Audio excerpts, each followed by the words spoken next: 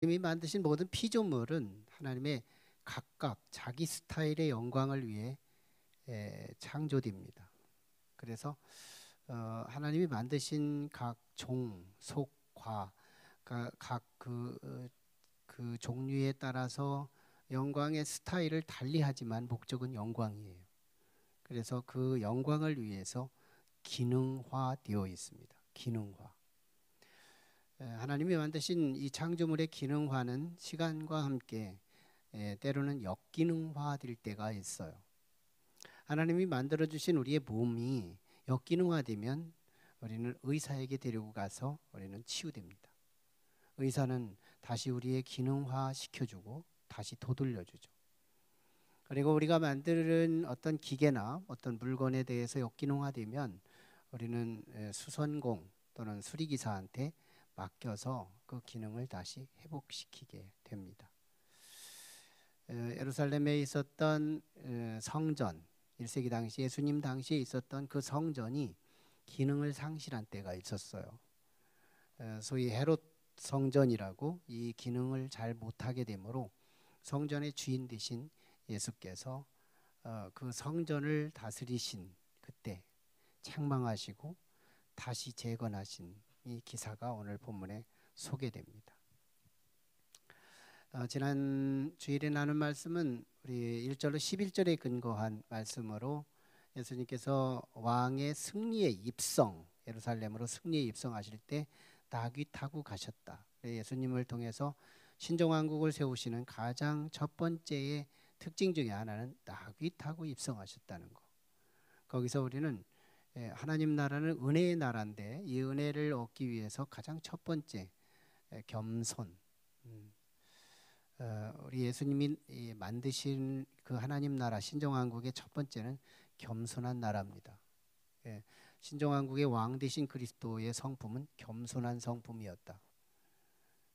그래서 우리는 은혜가 필요하거든 예수님 신정왕국의 왕 되신 그리스도께서 붙잡으셨던 나귀의 상징되는 겸손.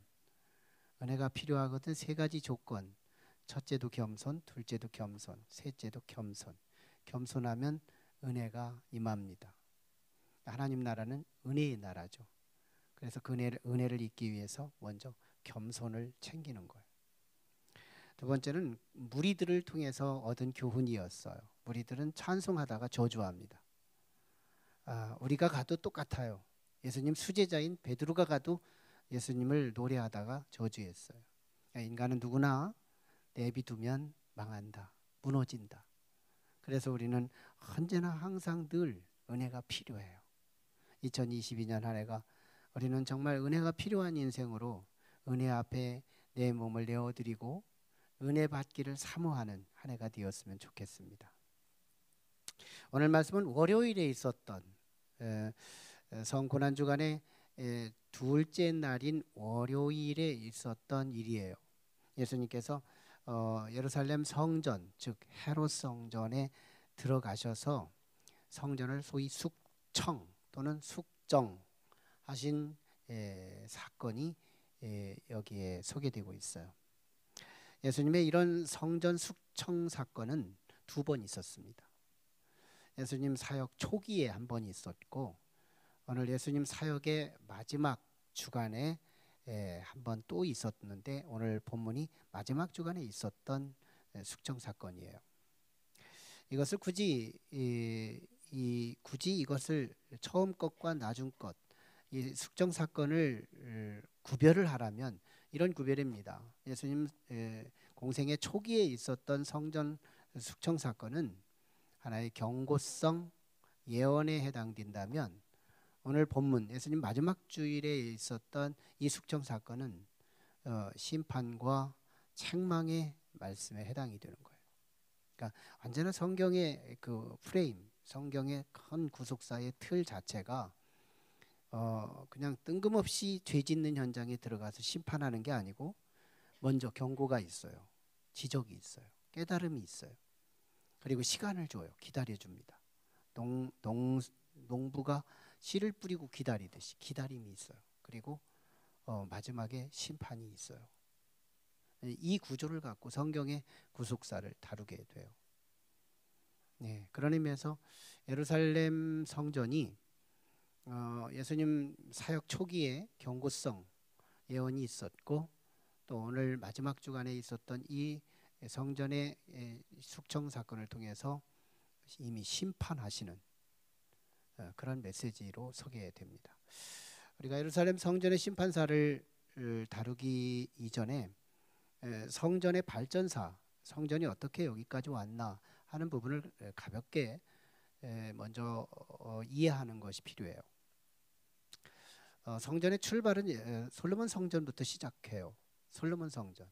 물론 성전의 원형 하면은 이제 모세 때로 올라가서 성막으로부터 따져야 되지만, 최소한 성전이라고 하는 개념을 사용한 때는 솔로몬 성전부터 시작이 됩니다. 솔로몬의 믿음과 함께 물론 다윗의 믿음이 배경이 되었지만, 솔로몬의 이름으로 이제 성전이 세워져서 솔로몬 성전이다. 이렇게 첫 번째 1호 성전이 세워지죠. 그 다음에 2호 성전은 이 솔로몬 성전이 우상 숭배와 함께 이제 바벨론 세력에 의해서 성전이 무너져요. 그리고 유다 백성들이 바벨론으로 끌려가요. 그리고 끌려간 지 50년 차 뒤던 해에 페르시아 제국의 고레스 황제가 유화 정책과 함께 이스라엘 백성을 1차, 2차, 3차 귀환에 보내는데, 1차 귀환자들의 지도자가 스룹바벨이었어요. 이 스룹바벨을 중심으로 귀환자들에게 첫 번째 미션이 뭐였냐면 무너진 성전을 다시 재건하는 일이었어요. 그래서 스룹바벨이 이름으로 세워졌다 해가지고 지구촌의 2호 성전이 스룹바벨 성전이 됩니다. 그 성전이 예수님 올 당시까지 건재하는데요, 뭐 거의 한 500년 이상 성전이 묵다 보니까 낡아요. 그리고 허름해집니다. 무너져 내려가고요. 그러자 헤롯 대왕이 BC 19년 차에 정치가 잘 안 돼요. 그래서 민심을 잡아야 되겠는데 어떻게 민심을 잡을까 하다가 유대인들의 신앙을 붙잡습니다. 신앙에 협조하기 위해서 스룹바벨 성전이 무너져 내려가는 걸 개축하고 보수하면서 소위 리모델링을 합니다. 그래서 이 헤롯 대왕이 리모델링한 이 성전이 새로 지은 것처럼 화려하고 정말 새 건물로 이루어지죠. 그래서 헤롯 대왕이 개입했다 해가지고 헤롯 성전, 이것이 3호 제3호 성전이 돼요. 예수님께서 들어가 책망했던 역기능화된 성전이 바로 이 헤롯 성전이에요. 헤롯 성전. 근데 이 헤롯 성전은 벌써 신앙으로 운영된 그런 성전이기보다는 벌써 정치적으로 이용되던 시점이었어요. 그런 배경. 이런 배경에서 예수님은 이 정치적으로 이용되는 이 성전을 문제 삼지는 않습니다. 그건 믿음이 아니고 외압에 해당되는 것이었기 때문일 텐데요. 예수님께서 문제 삼는 것은 뭐냐면 이 교회 안에 운영자들, 대제사장, 제사장, 서기관, 바리새인, 장로들, 그리고 거기에 따른 백성들까지 한꺼번에 이 성전을 강도의 소굴을 만들었다. 기능이 역기능화됐다. 하나님이 원하시는 성전의 기대치가 무너졌다. 이걸 지적하고 있는 말씀이에요. 사실 예수님께서 이 성전에 들어가 봐요. 들어가 봤더니 장사하는 사람들, 비둘기 파는 사람들, 돈 바꿔주는 사람들, 그걸 이용하는 사람들, 사람 구경하는 사람들, 이게 지성소까지는 아니라고 하더라도 이방인의 뜰이라고도 하지만 거기에 하나님께 경배하는, 하나님께 예배하는, 하나님께 제사하는 마음이 없어요. 그래서 어떻게든지 내가 조금 돈 더 남기고, 그래서 돌아가는 건 대제사장에게 돌아가고 제사장들에게, 종기 지도자들에게 또 덜 주려고 어떻게든지 칼 없는 강도가 되어서 내 주머니 채우는데 혈안이 되어 있는, 이게 헤롯 성전의 실상이었습니다. 사실은 거기에 왜 비둘기를 팔았고 왜 환전하는 환전소가 생겼느냐면, 사실은 순수의 근거였대요. 하나님을 잘 섬기려고 시작했던 거래요. 레위기 법전에 보면 흠이 있는 것은 하나님께 드릴 수 없다,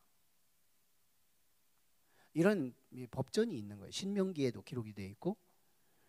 그래서 하나님 앞에 드리려고 이제 멀리 있는 유대인들, 그리고 해외 가 있는 유대인들이 자기가 키우던 비둘기, 그리고 자기가 키우던 양, 염소, 송아지, 이걸 가지고 그 먼 거리를 원족해 가지고 유월절, 또 오순절, 장막절, 이 절기 때마다 와서 하나님 앞에 제물을 드리려고 하는데 쩔룩거리는 거예요. 너무 오래 걸어서. 근데 레위기 법전에는 흠 있는 것을 바치지 말라고 분명히 했는데 흠 있는 제물이 돼버리는 거예요. 그래서 종교 제도를 수정합니다. 그러면 제물은 예루살렘 성전 안에서 파는 제물만 하자. 그 대신에 건강하고 정말 성한 것들만 이 성전 안에 들여와서, 그래서 성전에서 들어온 짐승들, 제물들은 다 거민을 찍어가지고 예루살렘 성전이 인정한 제물, 거민 찍힌 제물만 하나님 앞에 드리는 제도로 하자. 여기에 동기가 순수합니다. 하나님 앞에 흠이 없는 것으로만 드리겠다는 이 깨끗한 마음. 근데 시간과 함께 이게요, 하나님 앞에 순수한 제사로 드리겠다는 이 순수성은 사라지고 거기에 얻어지는 이득, 소득. 그래서 여기에 사람들이 모여드는데, 예루살렘에 모여드는 인파가요, 명절 때만 해도 250만, 270만. 우리 대전의 인구가 200만 정도? 그 정도 되는데 이 인구보다 더 많은 인파가 거기에 몰려드는데요, 사람 구경하는 것도 제법 구경할 거리가 되는 거예요. 하나님 앞에 제사 드린다는 건 안중에도 없어요. 이 정도로 역기능화됩니다. 그때 성전의 주인 되신 그리스도께서 이 성전에 들어가신 거예요. 들어가셔서 참 주인의 입장에서 보니까 개탄하고 너무너무 참 속상한 모습을 보게 되면서 주님은 크게 두 가지를 하십니다. 하나는 무너뜨리는 거, 하나는 건설하는 거. 이 두 가지를 해요. 여러분, 파괴는 건설이다. 예수님은 오늘 이 본문에서 무너뜨리는 작업, 첫 번째 책망이에요. 심판이에요. 오늘 12절 말씀을 쭉 보면 예수님의 감정이 보여요. 예수님은 화가 납니다. 예수님 같이 각 사역을 보면 예수님께서도 화를 내시는 때가 간혹 있는데요, 이 화를 내면 예수님도 화내시나? 시험 들 필요 없어요. 예수님의 화와 우리의 화는 달라요. 예수님의 화는 의분이라고 그래요. 소위 하나님의 뜻이 이루어지지 않을 때, 하나님의 공의가 세워지지 않을 때, 그때 우리 주님은 간간히 화를 내십니다. 의분을 해요. 그리고 예수님은 이제 상을 뒤집어 엎으시고 의자를 뒤집어 엎으시고 사람들을 쫓아내요. 아마 함성도 질렀겠죠. 화나신 예수님. 이것을 무슨 파쇼 집단처럼 어떤 뭔가의 무력과 어떤 완력으로 뭔가를 해결하려고 하는 그런 모습이 아니에요. 예수님의 이 모습은 장차 이 성전은 무너진다는 행위 예언에 해당되는 거예요. 실제로 AD 70년에 유대인들의 강팍함과 함께 유대 독립전쟁을 일으키다가 실패하고 로마의 티투스 장군에 의해서 이 성전은 벽돌 위에 벽돌 하나가 남지 않고 다 무너집니다. 그걸 예시해 주는 거예요. 그리고 이 성전의 현주소를 선포합니다. 강도의 소굴을 만들었다는 거예요. 하나님께 경배하고 하나님을 만나고 이 신령하고 거룩한 이 성전을 강도의 소굴, 강도 하나가 아니에요. 강도 둘, 강도 셋, 강도 넷, 강도 떼거지들이 모여들어 있는, 도둑들이 있는 성전이 하나님 만나서 치유되고 하나님 만나서 영혼이 구원받고 죄가 해결되고 하나님께 영광 돌리고 경배하는 그런 성전의 기능이 상실되고 서로 이득이나 보고 기복적인 태도로 살아가는 이 교회의 이 성전의 역기능, 예수님은 이 성전을 심판하시는 거예요. 무너져야 한다. 이건 파괴되어야 한다. 역기능화된 것은 없어야 된다. 그리고 명령하시자 AD 70년에 이 성전은 사라집니다. 그리고 두 번째 하신 모습은 예수님은 이제 성전의 정기능을 선포하시면서 이 정기능이 어느 기관을 통해서 다시 회복될 것인가를 암시해 주는 그런 말씀이에요. 새로 세워질 성전, 그리고 이 성전이야말로 이 기능을 살려야만 성전이 성전될 수 있다는 것을 분명히 하는 세 가지. 첫째는 내 집은 기도하는 집이다. 이게 13절입니다. 내 집은 기도하는 집이다. 여기서 내 집이라고 표현하는 이 내 집은 나라고 하는 부분이 예수님을 말해요. 그러니까 성전의 주인이 누구예요? 예수님. 성전의 주인 되신 예수님이 자기 집의 목적을 선포하는 건데 내 집은 기도하는 집이다. 오늘 성전을 대신해서 세워진 이 교회는 기도하는 집인 줄 믿습니다. 그러면 이 교회가 여러분들은 기도하는가요? 모이니까 기도는 하죠. 대표 기도가 있고 개인 기도가 있어요. 그런데 과연 나는 기도하냐는 거예요. 내가 섬기는 나의 기도는 여기서 유효하냐는 거예요. 나는 이 교회가 기도하는 집으로 쓰고 있냐는 거예요. 그렇다면 우리는 예루살렘의 1세기 당시에 있었던 헤롯 성전을 책망하신 그 예수님만 생각하면 안 돼요. 오늘 나의 성전, 내 교회는 이 교회에서 나는 기도가 있냐는 거예요. 여러분, 기도가 그치면 교회의 기능은 사라지는 거예요. 교회는 목적이 기도하기 위해 세워진 교회입니다. 기도가 그치면 안 돼요. 자, 그러면 우리는 나는 집에서 기도해요. 그리고 나는 회사에서 기도해요. 나는 기도원에서 기도해요. 나는 내 삶의 현장에서 기도하거든요.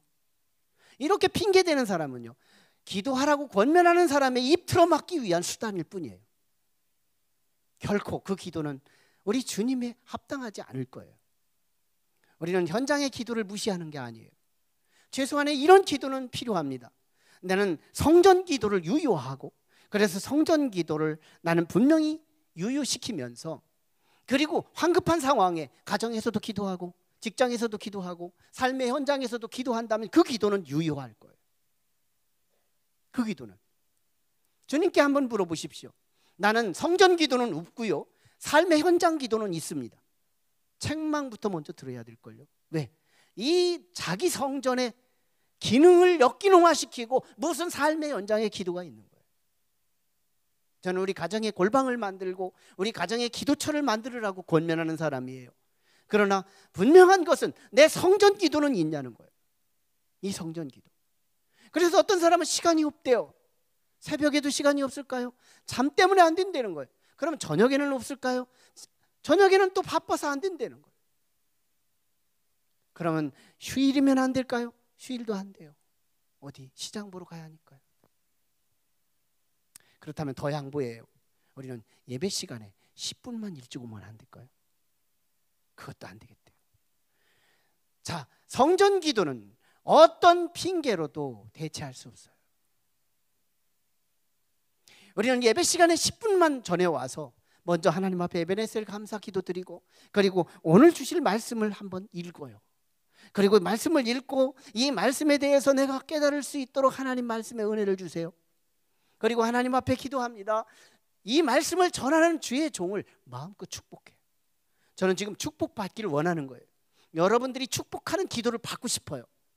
여러분, 저를 위해서 계속 축복하면서 10분 동안 남은 시간 기도해 보세요. 그러면 여러분, 오늘 성경 말씀은 꿀송이 같이 말씀 답니다. 누구를 위한 거예요? 저를 위한 게 아니에요. 여러분 자신에게 돌아가게 돼 있어요. 이 성전은 기도하는 집이에요. 저 사람은 기도하는 집으로 쓰는데 나는 기도 없는 집으로 사용해요. 기도가 그친 것이 성전의 역기능이에요. 기도가 회복되는 것이 성전의 정기능이에요. 오늘 우리는 이 말씀을 통해서 내게 하필 주신 이 말씀은 나보고 기도를 회복시키라고 주시는 말씀이에요. 예수님의 사역 공생의 초기에 주셨던 경고의 말씀이 오늘 우리에게 주시는 말씀으로 알고, 이 시간 이후에 이 성전은 기도하는 집으로 활용될 수 있기를 주의 이름으로 축원합니다. 두 번째는 치료하는 집이에요.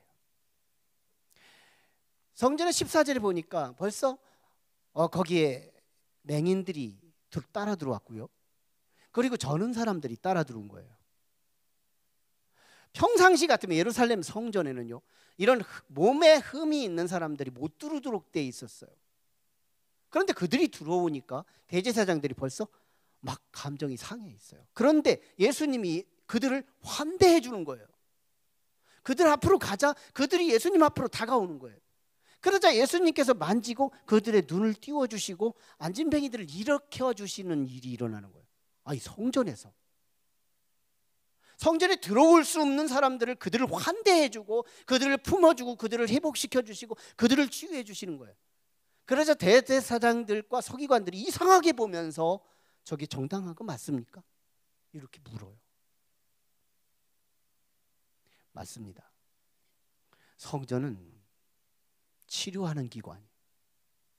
우리는 병원 밖에 치료하는 이미지로 우리의 인상 남은 것이 없어요. 교회는 치료하는 장소예요. 교회는 치료하는 기관이에요. 우리는 단순히 육체적인 치료만을 생각하고 있지만 영적 치유. 교회를 자꾸 다녀보세요. 빈도 높게 다녀보세요. 이상합니다. 내가 믿어지지 않는 상황, 이거 상처 때문입니다. 믿음이 안 생기는 이유, 상처 때문이에요. 여러분, 영적 치유가 일어나 보세요. 믿어지는 치유가 일어나요. 믿음이 생겨요. 없던 믿음이 발생되는 거예요. 이 믿음이 안 생기는 이 신뢰성, 이 신뢰성에 문제가 되고 있다는 건 내게 뭔가의 불신적 상처가 이미 있는 거예요. 영적 치유는 믿음으로, 은혜로 채워지게 되어 있어요. 그리고 믿는다는 이름은 있지만 늘 걱정, 근심, 팔자처럼 살아가요. 잠이 안 와요. 믿는다는 이름은 있는데 잠이 안 와요. 걱정이 많아서. 그런데 정말 이 교회에서 하나님의 은혜를 받고 경험을 하면 무슨 일이 벌어져요?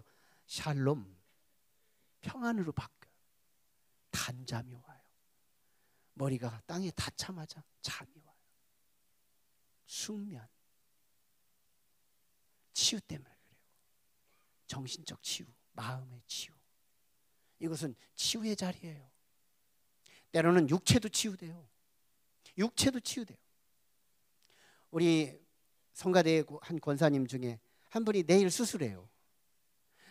여기서 수술을 받지 않았으면 좋겠다고 기도를 해달래요. 그래서 기도했어요. 순수하게 했습니다.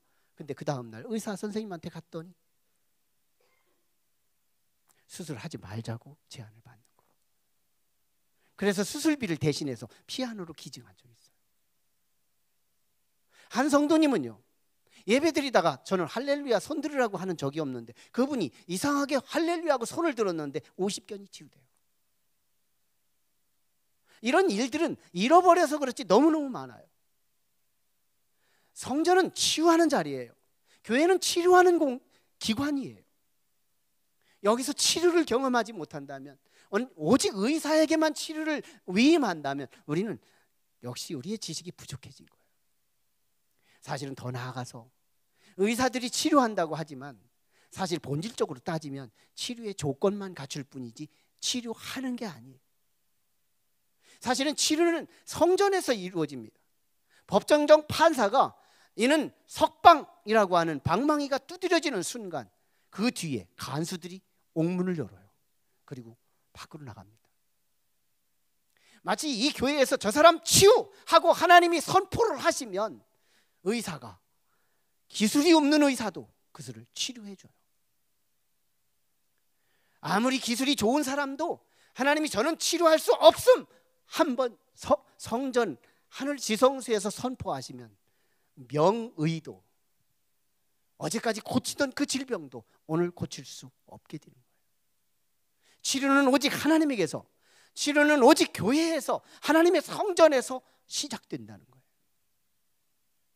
교회는 치료하는 곳이다.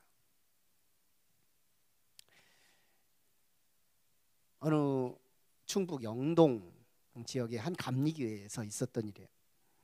전단지가 이렇게 길거리에 다니는데 전단지를 주워 보니까 전단지에 뭐라고 쓰였느냐면 보일러 고장 나면 전화 주세요. 텔레비전 고장 나면 전화 주세요. 냉장고 고장 나면 전화 주세요. 몸이 아프면 전화 주세요. 무거운 짐 들 일 있으면 전화 주세요. 혹시 경로당에서 고스톱 치다가 짝이 모자라면 전화 주세요. 그리고 어느 감리교회 목사, 이런 전단지가 있었어요. 이 교회 목사는 지금 교회를 바르게 이해하고 있다는 얘기예요. 교회는 치료하는 기관이다. 모든 전인적 치유. 그러니까 무슨 보일러가, TV가 꺼지면 뭐 이런 거 잡다하게 왜 교회가 그런 거 하느냐? 아니요. 교회는 치료하는 기관이라는 걸 바로 이해했다. 시시컬컬한 어떤 것까지도 전인적 치료니까. 세 번째, 교회는 찬송하는 기관이다. 예수님이 교회를 성전에 들어오니까요, 애들이 따라들어요. 애들이 따라들어서 호산나 다윗의 자손이여 하고 할렐루야 찬양을 하면서 예수님께 경배와 찬송을 드리는 거예요. 그래서 바리새인들, 서기관들이 깜짝 놀라고 이상하게 여기고, 그래서 저들이 하는 일을 당신 듣고 있습니까? 그러자 예수님이 듣고 있다, 알고 있다. 그러면서 시편 8편 2절에 나온 말씀을 인용하면서 이렇게 말합니다. 어린 아기와 젖먹이들의 입에서 나오는 찬미를 온전하게 하신 이 말씀을 읽어보지 아니하였느냐? 이 말이 무슨 말이냐면, 지금 이 아이들이 찬송하는 예수님의 호산나 찬송은 지들이 내용을 알아요? 호산나가 뭔지 알아요? 어린애들이? 이건 잠시 잠깐의, 얼마 전에 예수님께서 예루살렘으로도 입성하실 때 어른들이 부르던 찬송을 흉내낸 거예요. 호산나 다윗의 찬송이요, 종려나무 가지를 앞에다 깔아드리고, 그렇게 불렀던 이 찬송을, 예수님을 향해서 부르던 이 찬송을 흉내내서 성전 안에서 들어와서 부른 거예요. 그러니까 이 아이들의 찬송은 내용도 모르고 부르는 찬송이고, 뭐 곡조도 제대로 부르는 찬송도 못 되고, 모양으로 보나 내용으로 보나 어린 아이들의 노래예요. 애들 어린이 찬송이에요. 그런데 이 어린이 찬송을 통해서 어른들이, 찬송이 끝인 어른들을 부끄럽게 하고, 찬송이 그친 이 헤롯 성전의 죽은 성전을 지적하며, 그렇지만 이 미약한 찬송, 이 어린이 찬송을 통해서 앞으로 내가 세울 성전의 찬송이 시작될 거라는 거예요. 여러분, 성전은 노래하는 집이라. 성전이 노래가 그치면 끝나는 거라. 성전이 노래가 그치면 파괴되는 거다. 성전이 노래가 죽으면 성전은 역기능화 되는 거래요. 오늘 우리는 우리가 세워지는 이 교회를 통해서 노래가 회복되는 그런 교회가 될 수 있기를 주의 이름으로 축원합니다. 그래서 저는 찬양 사역자들이 기도해야 된다고 봐요. 오늘 교회 가서 예배 드리는데요, 찬양이 살아있어요. 찬송 가사만 들어도, 찬송 곡조만 들어도 그냥 은혜가 막 몰려오는 거예요. 설교 들어서 은혜를 받기 이전에 은혜가 벌써 실패할 때 보면 찬송부터 실패가 되는 거예요. 찬송에 가사가 들어오지 않아요. 곡이 마음에 들지를 않아요. 남들이 부르기는 하는데 나는 동의가 안 되는 거예요. 찬송이 그치는 거예요. 찬송이 죽은 거예요. 예수님이 세우실 그 기관은 찬송을 회복하는 성전으로 세우겠대요.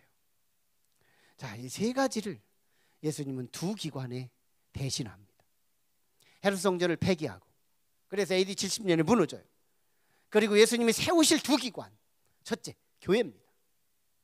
마태복음 16장 18절에 내가 이 반석 위에 교회를 세우리니 음부의 권세가 허물지 못할 거라고 말씀해요. 교회를 세우겠대요. 성전 시대를 폐기하고 교회 시대를 탄생하는데, 우리는 성전, 거룩할 성자 쓰니까 거룩하게 보이고, 교회, 가르칠 교자 쓰니까 뭔가 거룩하지 않은 것인 것처럼 생각해요. 아닙니다. 교회는 성전보다, 거룩보다 더 거룩한 거예요. 이유가 두 가지예요. 첫째, 제물이 달라요. 성전에서는 짐승을 죽여서 제사를 드리는 곳이에요. 어떻게 사람이 죄를 짓고 짐승 죽여서 속죄가 돼요? 상징일 뿐이에요. 그리고 그 성전의 실체는 예수 그리스도예요. 그래서 예수 그리스도를 죽여서 교회를 탄생합니다. 교회는 예수 그리스도의 피값으로 세워진 거예요. 그래서 교회는 실물의 문제예요. 성전은 그림자의 문제예요. 그래서 성전이 성전이라면 교회는 더 성전인 거예요. 지극히 거룩한 거예요. 이 교회에 우리 주님은 성전이 역기능화됐던 세 가지를 회복시킵니다. 교회는 기도가 살아있는 것이 교회예요. 기도가 죽었다면 교회가 아닌 거예요. 교회는 기도하는 집이에요. 근데 왜 저분은 기도하는데 나는 기도를 안 하느냐고요. 합리화할 수 없어요. 정당화시킬 수 없어요. 우리는 비본 시간에, 근무 시간이 아니라면 비본 시간에, 낮의 시간이 아니면 새벽 시간에, 그것도 안 된다면 저녁 시간에, 그것도 안 된다면 예배 시간 10분 전에 핑계할 수 없어요. 성전 기도가 산다면 우리는 생활 기도는 유효가 될 것이지만 성전 기도 없이 생활 기도만 있다면 우리는 핑계의 한 수단일 뿐이에요.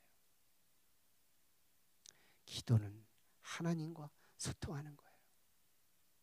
하나님과의 소통이 있을 때 이웃과의 소통은 진정성이 통하게 돼 있어요.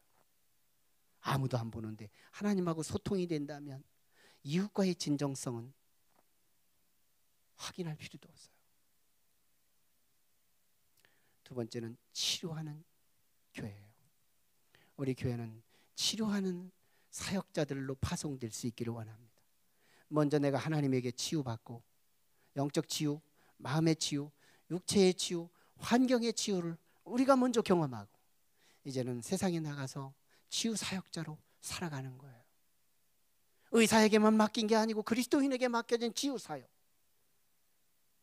보일러를 만져주고 전기를 수선해주고 내가 리어카를 끄는 사람에게 뒤에서 밀어주고 휴지를 주워주고 그들의 말을 공손하게 받아주고 대화해주고 그런 입장이라면 고스톱 치는 짝수를 채워주는 것도 거룩한 행위일지도 몰라요.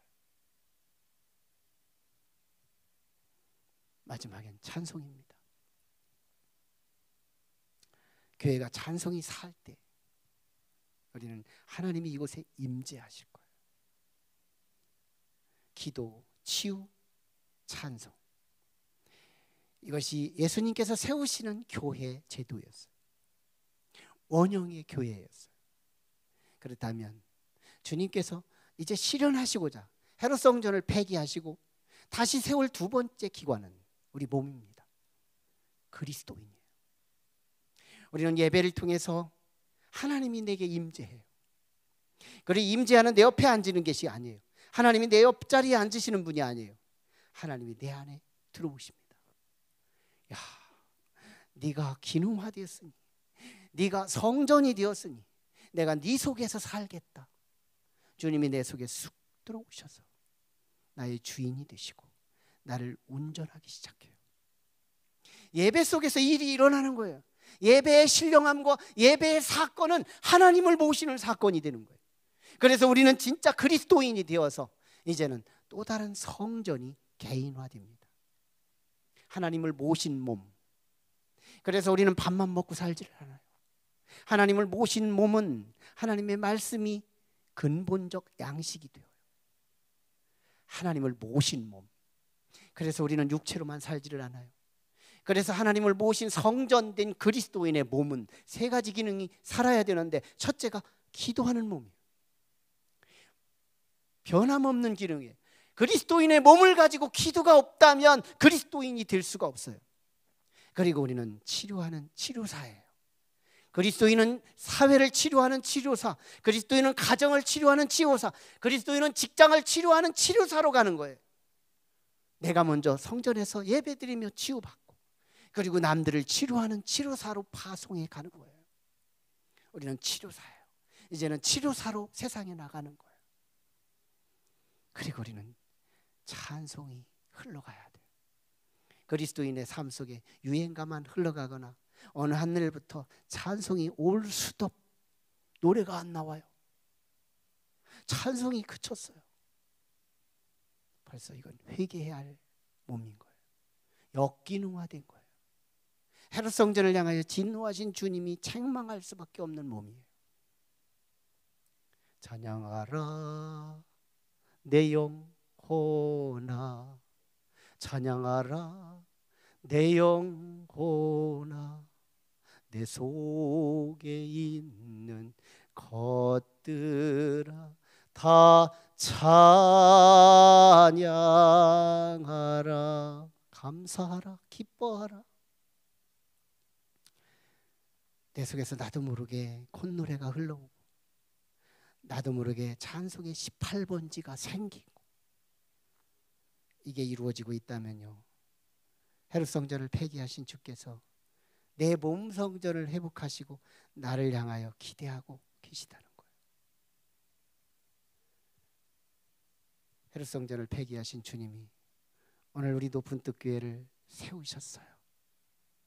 기도가 살고 치유가 살고 찬송이 살 수 있는, 그래서 우리 주님이 이곳에서 춤추시는 교회, 나아가 예배를 통해 그리스도인들이 세워지고 그 그리스도인의 가슴 속에 그리스도가 주인이 되셔서 우리 속에서 춤을 추기에 그분과 부단한 큐티와 사귐과 기도가 이루어지고, 그리고 주님의 치유를 받고 나를 만나는 사람 심리치료, 영적치료, 육체치료, 삶의 치료사로 세상에 나가서 봉사하고 섬기고 살아가다 다시 돌아올 때 우리 주님은 너무너무 반가워 우리를 맞이할걸요.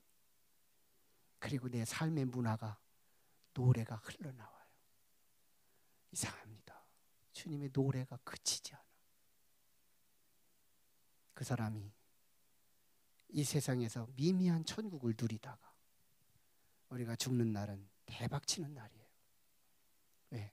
온전한 천국에 우리를 영접하실 수 있기 때문에. 기도하겠습니다. 우리 같이 기도하실 때, 하나님, 헤롯 성전이 역기능화되었어요. 주님이 들어가셔서 숙정하십니다. 강도의 소굴을 만들었다고 주님은 책상과 의자를 뒤집어 엎으시고 사람들을 쫓아내십니다. 그런 성전 무너뜨리셨습니다. 오늘날도 교회라고 하는 이름은 있지만 이 기능이 상실되면 언제든지 박물관으로 전락하고 창고로 전락하고 있는 교회들도 얼마든지 있습니다. 그리스도인들도 얼마든지 있습니다. 주님, 우리에게 맡겨진 그 기능, 우리 교회가 이 기능을 살리게 하시고 그리스도인된 내가 이 기능을 가지고 살아갈 수 있도록 도와주시옵소서. 주님, 우리 교회를 살리게 해주세요. 우리 교회 찬송이 살고 우리 교회 기도가 살고 우리 교회 힐링이 살아날 수 있게 도와주시고, 내가 진짜 그리스도인으로서 나를 통해서 기도와 치료와 그리고 찬송을 회복하는 그런 2022년 한 해가 되게 해달라고 간절히 기도합니다. 거룩하신 아버지, 은혜 감사해요. 오늘 우리에게 경고하신 이 말씀, 예루살렘 성전을 향해서 아버지 하나님 공생의 초기에 측정하셨던 예수님의 그 경고 소리를 듣고 3년 동안도 바뀌지 않자 예수님은 심판을 선언하십니다. AD 70년은 예루살렘 성전의 벽돌 위에 벽돌 하나가 남지 않을 만큼 무너지고 맙니다. 심판의 무서움, 역기능화되면 심판이 임한다는 사실을 기억하면서 오늘 아버지 성전을 대신하여 세우신 교회기관, 오늘 우리 높은 뜻 교회가 이 3대 기능을 회복하게 하시고, 또한 이 교회에서 예배하다가 진짜 그리스도인들이 배출하여 그리스도인의 속에서 기도가 살고 치유가 살고 찬송이 살아 하나님 구원받은 주의 백성으로 영원한 천국에 입성하는 그날까지 영적 전쟁에 승리하게 도와주시옵소서. 사모하는 이마다 주시고 오늘부터 우리의 기능을 회복하고자 결정하고 결심하는 심령마다 기쁨을 허락해 주시옵소서. 예수님 이름으로 기도합니다.